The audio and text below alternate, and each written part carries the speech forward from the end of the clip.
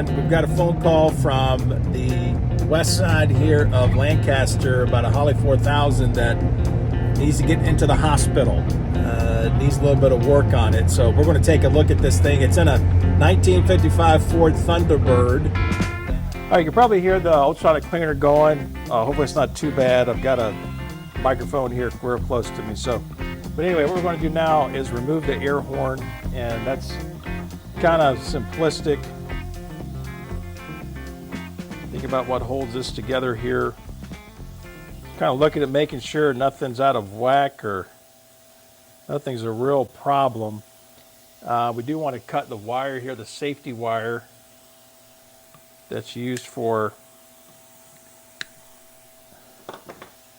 basically the air horn should just come right up.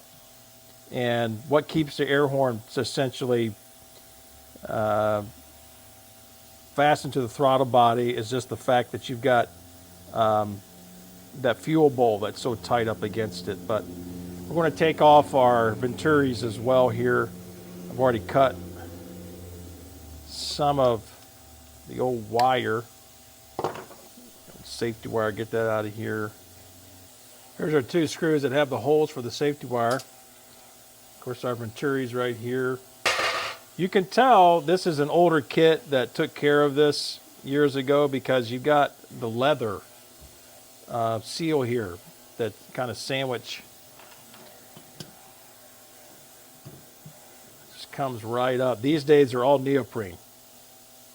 I don't know of anybody that still does a leather seal right there. So that should clean up pretty easily. You can tell there's some adhesive in there somebody used, but we'll get that. I'm also going to disassemble the choke plates. We'll clean those up separately too. Since they're flat, we'll probably even put them in the blast cabinet. So this video here is just part one of really disassembly and assessment.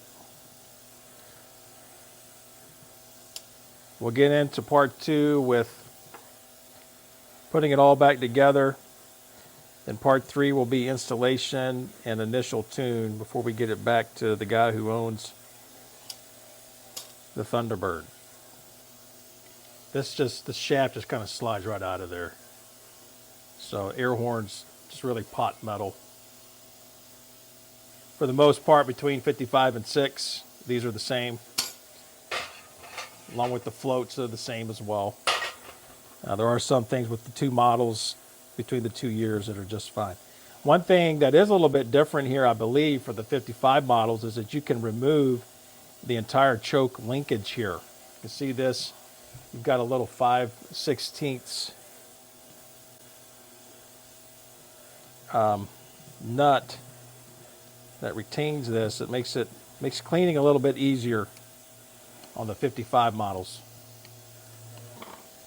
One of the things you're going to want to do when you take this apart is make sure you know which way to orient your you're going to want to know which way to orient your shaft here. You can tell what we've got that kicks over, because you'll see what I mean here in just a minute. You can get it confused if you're not careful. Get this off of here. There we go. Just kind of slide this off. It's been forever since this has been off of here. There we go. You can see right there. You can see right there it's got a little slant to it, but you want to make sure that pull this out of there, have this correct. Now this looks like it's brass as I recall. This thing's so filthy it's hard to remember. You got a real small brass washer in there. You got another washer that's keeper there, tooth, and then you got your little nut. But it makes it easier to clean in there and clean your bore as well. See if we can't pull out this orifice right here. Oh man, it's loose. It's good. See how dirty this is. We can also tell too the O-ring. And these O-rings get extremely hard over time, and they'll start leaking and everything. So we're going to take those O-rings, remove them before we clean everything out, but it might be nice to know. Looks like inside there. All right, we should go ahead and take off our secondary check balls that are in here as well. And sometimes these can be a little bit of a bear to, well, kind of came out pretty easily there. See that piece of hardware there? It keeps your check ball in. There's a check ball way down in there. I'll make sure we get that out. Take off the other one and see if we can't spray something down in there. But you want to make sure you get those check balls out. That's extremely important. They've got to be loose or they won't function correctly. See if this one comes out. Both of those are stuck in there. So let's get something to spray in there real quick. Now the reason these things get caught up in there and get stuck is because carbs are run dry. Now this carb wasn't run dry, but the secondaries were. Just sat around and idled. So that ethanol fuel, it evaporates, leaves a mess.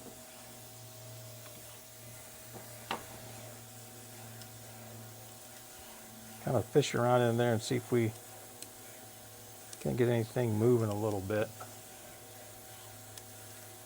Yep, I think I got that one moving. And this one too. All right, let's take out these check balls here real quick.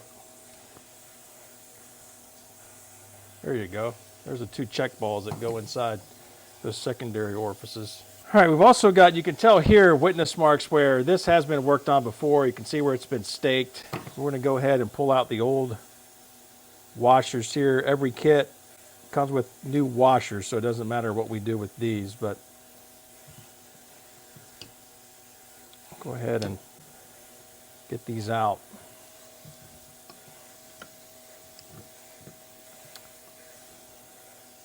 There's a reason why the secondary shaft, man, barely opens up. It's really tight. This thing's not been run a long time. Throw those away. We'll also pull out these O-rings here. Suckers are pretty small, but they become brittle. Now, these aren't too bad right now, but all the same, we're going to replace those. We always replace these O-rings and restake these. That one's kind of brittle there. But you can tell in here where this has been worked on before. We'll have to really get in there and clean these up a little bit with a Dremel, and then we'll restake them. So this is one of the reasons why people do not like these carburetors. They don't like working on them. It is kind of a goofy deal. I certainly get it. 11/16 here on this fitting that feeds fuel in. It will have a, it's not too bad a shape, little screen. Boy, a lot of junk in that screen right there. I want to clean that sucker up. Clean this one up too. Supposed to be a spring in here. Yep, a spring in here as well.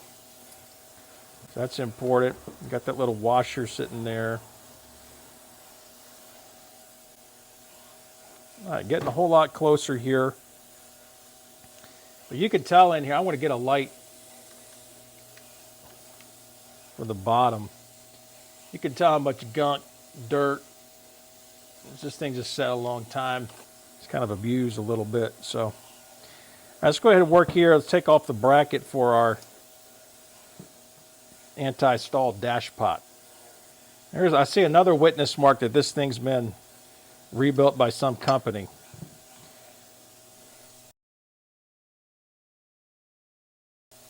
Number 7 sitting there. Put those in there. This is obviously going to be replaced. And I'll take this off later off camera, but this is our, we'll clean the bracket up and everything to be fine. Let's take off our idle adjustment air mixture screws. See how bad they are. See if yeah, this one's got a pretty bad ridge on it. We're going to get rid of that one. I've got new screws we can use. Man, this one's really bad here. Yeah, they've been abused. I do save the springs. But we will go ahead and get rid of these air mixture screws. Really rough. So, all right, let's take apart the secondary assembly. The only company I know of that's making the secondary diaphragms would be Daytona Carb. You can see in here, got this little E-clip. Save that, don't lose it. You'll need it. Walker sells a kit with a secondary diaphragm as well, but Walker, I discovered they get their secondary diaphragms from Daytona as well. And that's obviously what we're going to put in here. Basically, you can unhook your rod there, your arm, and then, of course, we're going to go ahead and take these screws out. I should have put this in that ultrasonic cleaner. Wasn't thinking. Could have done that. Oh well. Plenty more to come. Probably want to tap this too. There's a spring in here. Over the years, it kind of, the secondary diaphragm, that gasket will stick. Just use a rubber mount. There you go. Get that off there. We'll clean that one up too. The spring. Now, this is your spring for your secondary diaphragm.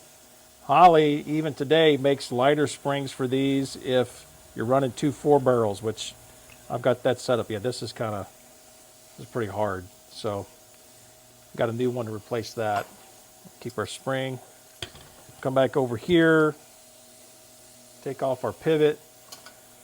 Then we got 3 screws that hold the housing to the throttle body. At least this looks pretty clean in here.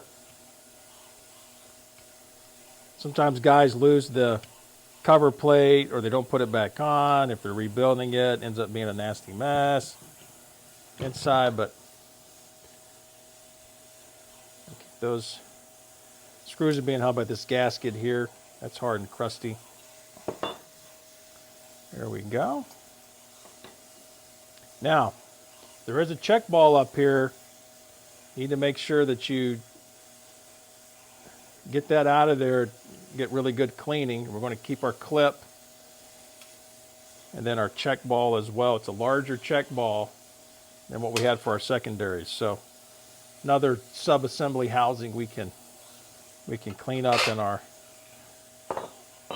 ultrasonic cleaner there. Okay. All right, now we're getting ever closer here. I'm going to take off parts of the linkage. Some of the linkage here, it's held on by these little small clips and tiny, super tiny cotter pins. But let's go ahead and pull all this off here. This is our idle adjustment screw. We got our fast idle adjustment screw on the choke side over there. Reverse of this. Get that in there. Clip. And we should be able to pop off our lever that goes to our accelerator pump rod.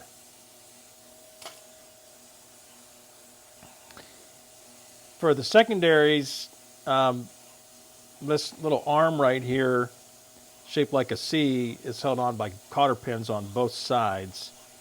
I don't know why this is, but there's a washer only on the reverse side, right there. I guess that makes a difference for how this thing would slide and actuate, not bind up, but I've never had much issue. Just kind of pull that out, throw that away. And then the other one on the other side is always fun to try to get to because of where it's located. But one of the tricks you can do is you can unhook this from the primary shaft linkage, okay? Then once you get it out, you can tell right here, I'm kind of free to spin this. When I spin it, you can take the whole thing out. And away we go. That way, a whole lot easier to get at that cotter pin and remove it in the washer. Okay, we've torn it down this far. We can go ahead and get down and just flip this over. You'll notice here on the butterflies that these are kept in by screws. Now, it's not recommended to take the butterflies out. These have been set at the factory, all that kind of thing, and you got to make sure these are completely shut, closed, quote unquote. That's for sure, because you don't want any leaks of air past it. I like to, as much as I can, just leave these in. Now I have been known to take these out, reset them and everything else.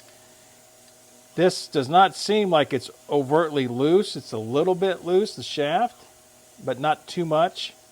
Like I said, there's not much at all play in the secondary, so this hasn't seen a lot of time with the secondaries. But what we'll do, we'll flip this over.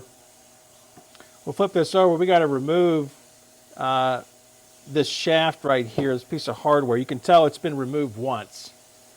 Sometimes this is a little bit of a pain to, because it's so tight, all the heat cycles. But this one here, like, it came out rather easy. I've had to drill these out in the past. They get fun. You can see that shaft that's there kind of runs up and plugs one of the orifices that was made at the factory down into there. So tell you what though, let's go ahead and take off our fast idle adjustment. Don't be too concerned. This shaft isn't going to go anywhere because the butterflies are holding it in, of course, okay? Now, our cam here for our choke, you can tell, I don't know if you can see right there, but I'm pretty sure that's going to be, yeah, 5/16. We can remove this from the throttle body here. You do want to be careful. I've had some stuff handle here where these things get in there and they're really hard to take apart because they'll break, and the reason being some of these things are put in so tight. All right, to be able to do that, we've got to knock this pin, this keeper pin. All right, off camera, I took a punch here just to clear this little roll pin. There we go. Of course, you want to know your orientation here too. This just slides off. There we go. We're going to clean that. And then this as well should just spin out. And technically, there's really not a need to remove this. Sometimes these things are so pressed in there. I've had them break off before. If I don't have the need, I'm just going to keep it on there. It's not a problem. But I do want to take off this spark control valve now. So let's go ahead and get to that. You can tell you're not going to get around there. You can tell you can't get anything on there. Oh, I say that. Guess I'm wrong. It's not exactly tight, is it? And we'll break out the old channel locks. Try to get the rest of it off here. Just the way this casting's made, these things are so tight to that throttle body. But I do want to show you something here. Yep, that's been replaced. That's not original. The original one would have been a little bit longer. It serves the same purpose, and the new ones are fine. But hard gasket there. It's old. We could shell down in there and get a light on it. There's an orifice down in there that if you want to get this real clean, you need to remove that orifice.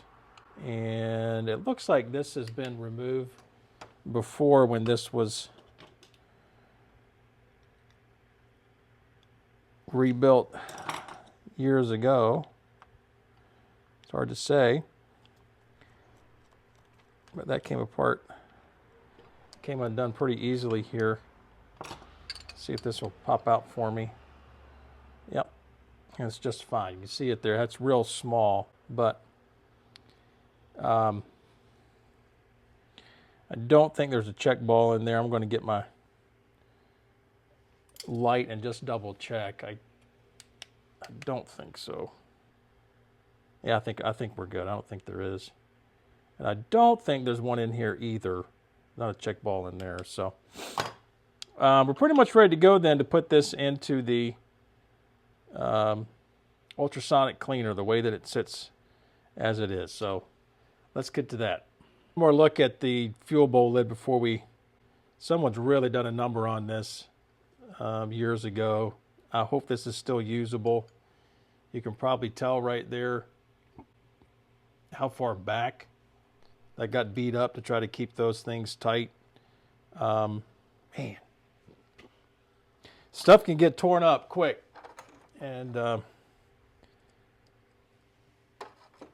can get to be a mess. Now, I've got an extra one of these or two that I could help and replace, but I'd rather not have to do that if I don't have to. But you can see how bad that's been peened over the last time this was rebuilt. It's mega rough.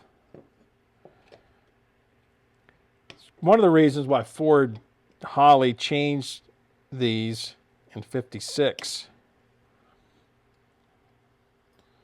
Yuck. Not good at all. We'll still clean this and see if there's anything we can do to salvage it. It might be. If I'm careful with it, I might be able to get it to work again, but for the most part, this is ready to go here. All right, the fuel bowl just finished in the ultrasonic cleaner, so looks like it got plenty hot enough at Celsius, and we'll take this out and see what it looks like. Behold the power of the ultrasonic cleaner. These things are just great. Man, that's hot. But you can tell, of course, this dries off quick because of how hot it is, but you can tell how much cleaner it already is. Man, that's hot. But we're going to put this in for one more cycle after I try to play with it to see if I can get those nozzles to move at all. So let me bring it over to the workbench. Get my gloves on here. You can tell it's already really getting with it. So it's going to be a huge night and day difference with how clean this thing's going to look.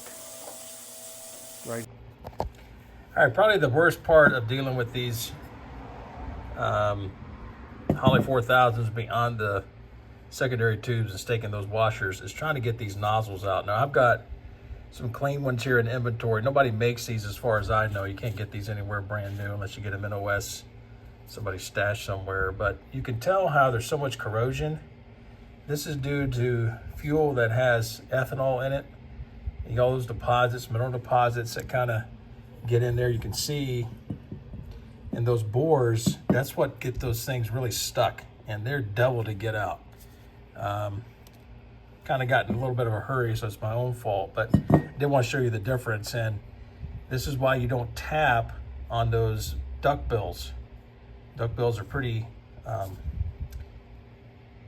fragile on the nozzle, but we'll chuck these anyway. They could probably be repaired if we really needed to, maybe solder them back together, but I've got so many of these, it's really not a problem. All the parts are pretty well cleaned up here, looking very nice. And on the next video, we'll get into reassembly. You can tell some of these parts I've covered a little bit of engine paint, some clear coat, not just a light coating, but even cleaned out our secondary tubes and polished those up with steel wool and some polish, cleaned everything. So we're looking pretty good here. All right, guys, catch us on part 2 for the assembly of the Holley 4000 for the 1955 Ford Thunderbird. We'll see you in the next one.